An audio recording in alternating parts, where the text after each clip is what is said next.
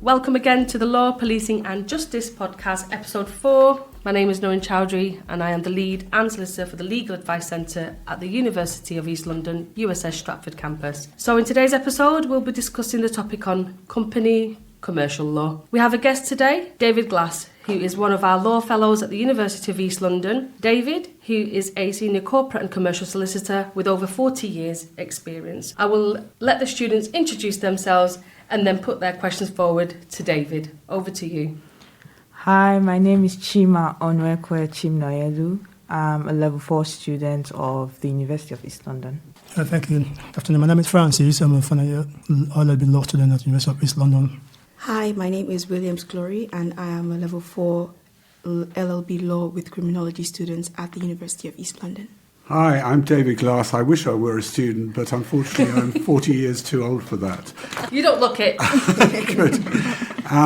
I am a company commercial lawyer. I have focused very much on mergers and acquisitions work over many years, both domestic and internationally. These days I still do some of that, but I've made a particular interest of focusing on the implications of Brexit for the UK in terms of law and in terms of business, and that will keep me going, I think, forever. So there we are. And I look forward very much to being part of this Q&A session, and thank you very much indeed for having me. It's very kind. Welcome. Thank you, David. Over to you guys. Okay, thank you. We'll start with the first question now. What are the foundational concepts of company law that university students should be familiar with as they begin their studies?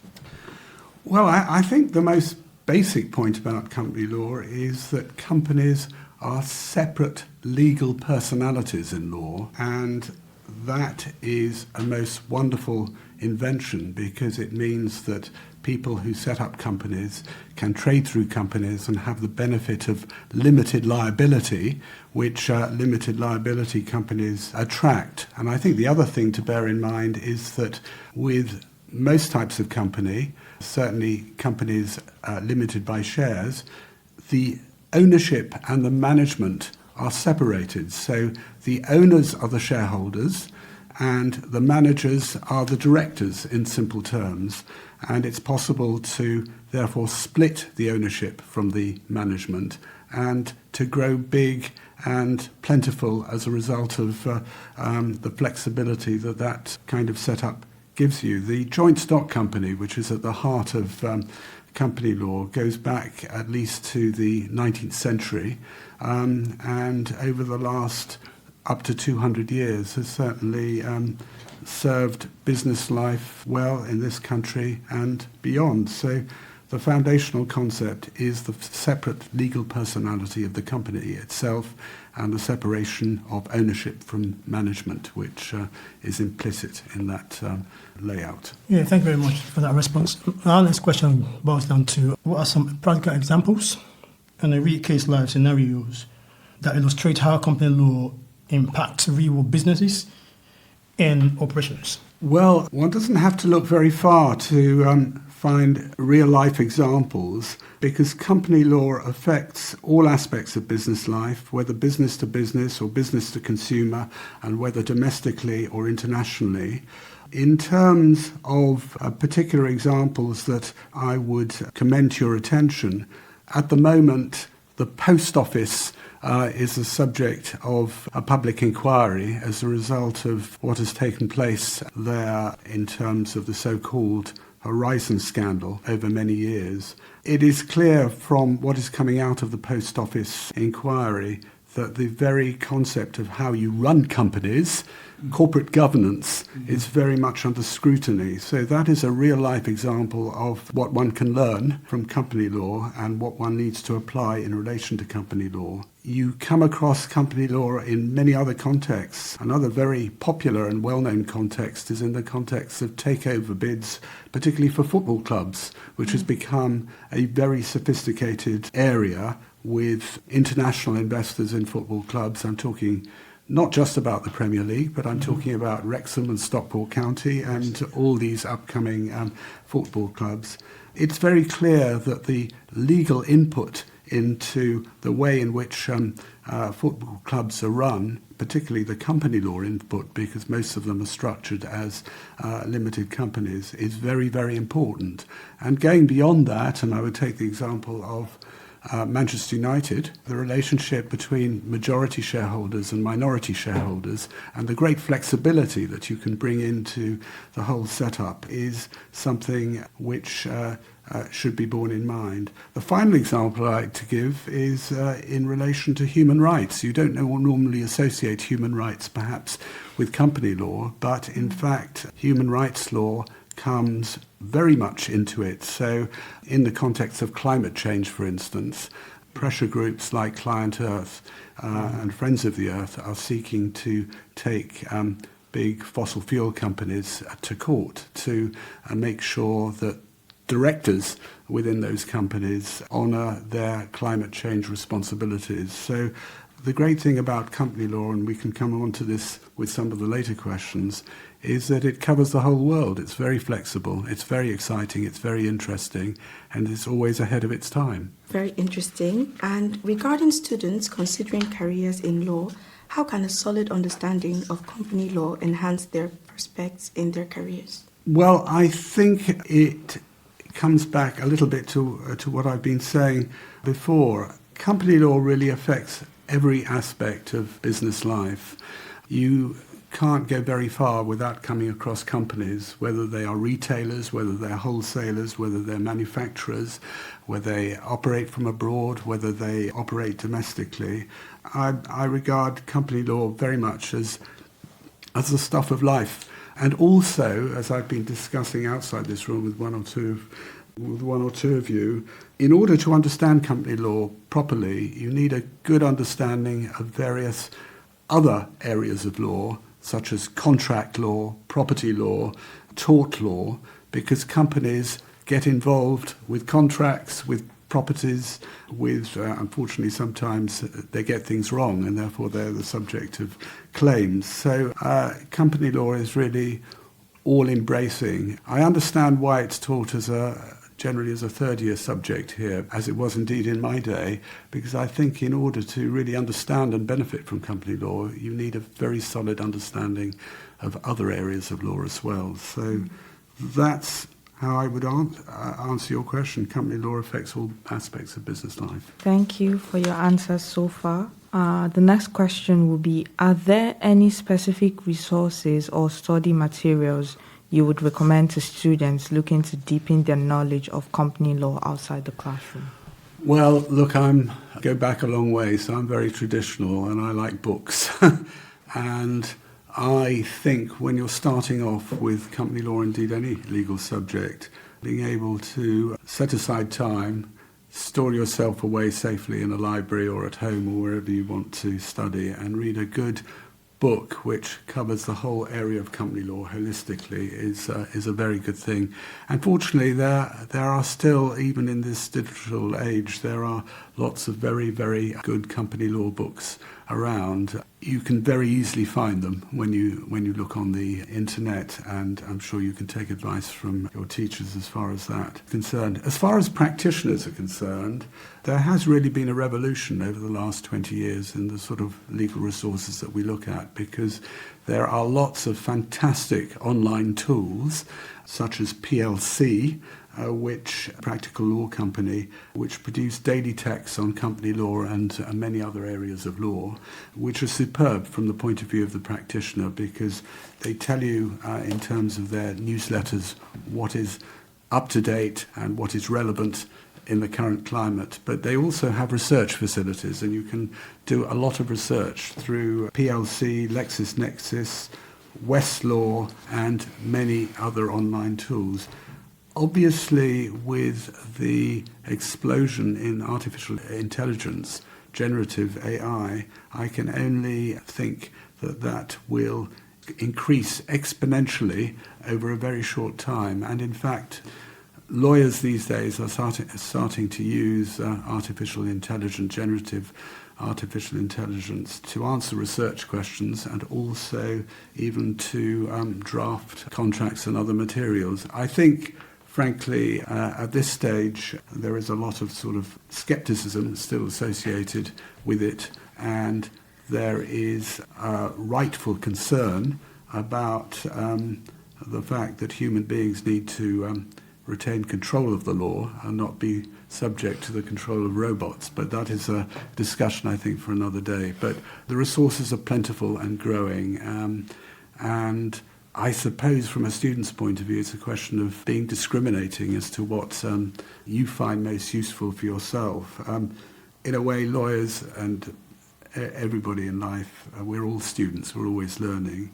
My favourite is PLC because it gives me what I want, but other resource materials are equally fine, and other people find them better and more appropriate. So that's how I would answer that. Thank you. The next question is, from your experience, what do you think could be the misconceptions or challenges law students will face while trying to learn about company law at uni? So, and how would they be able to overcome the challenges? Well, that's an interesting one. I did have to think a bit about that because I had to sort of picture myself sort of looking in from the outside. I think company law, the very expression company law, has the reputation of being very dry, boring, technical, capitalistic, and over-specialist, and does not attract the sort of flair and colour that, say, human rights law attracts. I noticed when I mentioned human rights law before, you all looked up and suddenly got very interested. Actually, company law does involve a knowledge of that and many other things, because if human rights law, let's take that example, which is certainly something I'm very, very interested in, is to be effective, it has to know how to deal with companies, because companies exist. That is a fact of life. Companies even exist in the communist world, because they exist, but they are controlled by the state as opposed to being controlled by sort of private individuals, as is often the case in the West. So I think that is the biggest misconception, that that company law is very stuffy. I would quote some other examples, I think, of that. I mentioned, for instance, in relation to football clubs, that you often have majority shareholders and minority shareholders. There is can be an inherent tension between those two types of shareholders, because minorities want their rights protected and majorities want to have the control that they feel is their due in the light of the fact that they've invested most into the companies. Company law is there a little bit to arbitrate, if you like, between those competing tensions, and there are many good examples of that. I'd also say that at the moment we are in a particularly interesting phase of company law, because having exited the EU, which was very much driven in company law terms by what the EU enacted in terms of its regulations and directives, the UK is now having to, in a way, reinvent the wheel, taking back control as they see it and passing new legislation. Therefore, there is a lot going on in the field of company law as a consequence of Brexit. Also, there are various other world events phenomena which do affect company law, such as, and it's relevant to criminality, money laundering, terrorism, squirreling away of illicit funds. And this has had a knock-on effect as far as company law is concerned, in terms of new powers, for instance, being awarded to the regulators, to Companies House, in how to investigate and deal with suspicious companies which can be suspected of being sort of vehicles for fraud, etc., etc. So one act that you will come across sooner rather than later when you study company law is the new Economic Crime and Corporate Transparency Act 2023, which is turning, or will turn, it's not fully enforced yet, but it will turn Companies House into a rather passive recipient of information, which in some cases could well be fake information, to a regulator who will investigate the information that they receive, who will be proactive. And that is a very important development. So rather than identifying company law as terribly dry and passive, I would categorize it as being very dynamic and really the place to be, or one of the places to be if you want to practice law. And I suppose there's another conception that somehow company law is a rich man's department. That's absolutely not the case, because there are lots and lots of different types of companies running from SMEs, small and medium-sized enterprise, up to the big public companies, up to state-owned companies. And indeed, within those companies, there are various different types of legal structure. The most well-known is company limited by shares, but even they get subdivided into private and public companies. There are companies that are limited by guarantee, which are often charities and not-for-profit companies. There are different structures abroad, the structures that we have here, which need to be borne in mind. And there used to be a distinction very much between companies and partnerships, which were unincorporated. But these days, and indeed for the last 20 years or so, it has been possible to incorporate as a corporation, as a kind of company, with separate legal personality partnerships, which are called limited liability partnerships. So it is a fascinating area, and there's plenty of scope for everybody. So I would like to paint company law as exciting and encourage you all to become the next generation of company lawyers. That's where I stand. Thank you. And finally, for students interested in pursuing internships or entry-level positions in law firms or corporate legal departments, what advice would you offer to help them stand out in a competitive field? Well, look, I think that is obviously a very, very relevant question. And one of the great difficulties is that all law students want practical experience, and it tends to be the case many times, certainly in the context of company law, that there are more students who want experience than there are available positions in the outside world. And I know from my own experience that law firms, private law firms, tend to get a lot of applications for internships, and the law firms have developed very sophisticated tools for analysing the applications and sorting out what they want. So I think the first thing I would say is that you need to be resilient, and you need not to be put off if you don't get accepted on a position right away. You will all find your way, and you will all get there, but it requires patience. Given that those are the facts of the matter, I think that you need to plan well ahead for any internships. Law firms, I know, tend to plan their interns 1 or 2 years in advance of them actually coming, and that's also true of trainees, etc., etc. And we now are in a brave new world of the new SQE exams and training and apprenticeships and all the rest of it. So I think what I would say is plan well ahead, educate yourself very much as to what is available and what are the different ways of going in. You don't have to go to a private law firm. Certainly in the context of company law, getting internships with local authorities, private companies in their public companies, in their in-house legal departments is also a possibility.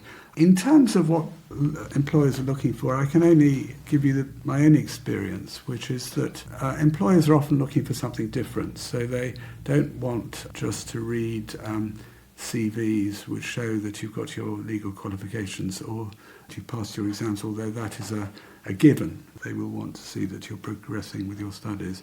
But they will also want to see that you're rounded individuals who do other things, whatever that may be, and that you are sort of participating fully in life, because the traditional view of a lawyer is that we are advisors to families, we are advisors to people who own companies but are individuals themselves. So what I think will score highly with some employers, certainly, is to see that applicant students have had some life experience. Now, that can take many forms. It doesn't just have to be sort of charitable work or pro bono work or volunteer work. It can be experience of working in a shop, knowing how to deal with customers in shops, how to operate tills. It can be gardening because you like gardening, and it can be sport because you're fond of sport. It can be drama. It can be any of those things. But I think certainly from a company law perspective, but I suspect it's also true of other areas of the law, employers are looking for well-rounded individuals. Now, there are some students who don't necessarily have the facilities to do everything that they might do because they have caring responsibilities or other aspects of their life to which they have to give control and credence and priority. That's all right as well. I think obviously preparing your CV and getting the best out of your CV, getting the message across which illustrates these things is very, very important. I have heard that it's certainly the case that law firms investing in biometric tests and all sorts of ways of assessing the CVs that come in, let them do what they want to do. You do what is right for you. The point is, and it's a message which goes back to decades, is that you need to sell yourself to show what you are in terms of the big picture as well as in terms of the specific training that you've done, and take it from there. Obviously, if you're looking for company law, you have to answer the question of why you're looking to get experience in company law. You may well say to that, well, I don't know why I'm interested in company law. I've never done company law. It's just something I want to find out more about. And that may sound a little bit chicken and eggish. So my response to that is that, just from reading the papers, you get a sense of how companies impact upon everybody's daily lives. I think that you need to be able to demonstrate not only that you are just curious to know a bit more about company law, but that you have actually investigated company law and it looks exciting for this, that and the other reason, and to get that message across concisely. Obviously being concise I think is important because HR departments and lawyers are often quite time poor and therefore they need to be able to pick up the message succinctly. Fortunately, UEL, I know, is really one of the leaders in terms of helping their students get their message across. It's one of the universities that certainly invests a lot of time and effort in employability and in everything that is associated with it. And I know that you have a very effective and interesting legal advice centre, which is a living proof of how the university is establishing connections with the outside world, which I think is very important. So that's how I would answer that. Does that? Yeah. Thank you so much. Thank you. So I'll end it with, I liked what you said. Sell yourself to show what you are. Thank you for that. So that's all we have time for today. Thank you so much, David, for coming in. Thank you to our law students for putting the questions forward to David. And to our listeners, thank you for listening in, and we will be back, and do stay connected. Now, if you do wish to get involved with our Law, Policing and Justice podcast, please email the Legal Advice Centre at uel.ac.uk. Now, if you wish to explore more, for example, on company law or any courses on our Law, Policing and Justice courses, please visit www.uel.ac.uk. And as always, thank you so much for listening and stay well.